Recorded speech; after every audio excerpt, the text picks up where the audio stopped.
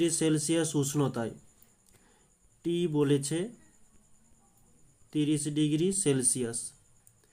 Next 800 mm চাপে P বলেছে 800 millimetre বা চাপে নির্দিষ্ট পরিমাণ কোনো গ্যাসের আয়তন ভি সমান বলেছে 100 সেন্টিমিটার কিউব।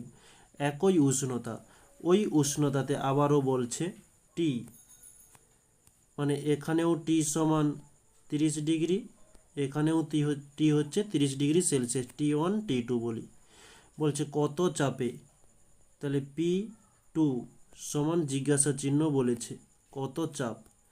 ওই গ্যাসের আয়তন, মানে এটা V1 এটা V2, ওই গ্যাসের আয়তন হয়ে যায় 75 সেন্টিমিটার কিউব।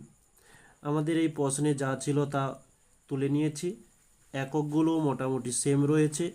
এখানে টি যেহেতু দুটো ইকুয়াল, টি এর প্রয়োজন নেই।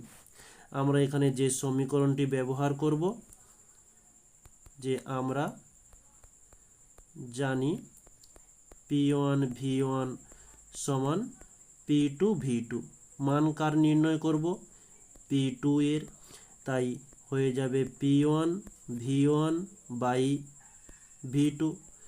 P1 এর মান 800 mm ইন্টু V1 এর মান 100 সেন্টিমিটার কিউব বাই V2 এর মান 75 সেন্টিমিটার কিউব।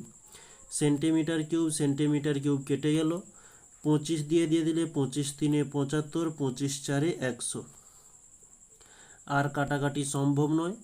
800 ইন্টু 4 করলে আমরা পাচ্ছি 8 4 32, তার সঙ্গে দুটো জিরো, এম যেমন ছিল নিয়ে নিলাম, 3 দিয়ে ভাগ দিলে আমরা পাবো 1066.67 mm যেমন ছিল দিয়ে দিলাম। এটি হচ্ছে আমাদের অ্যান্সার, এটি আমাদের চেয়েছিল P2 এর মান।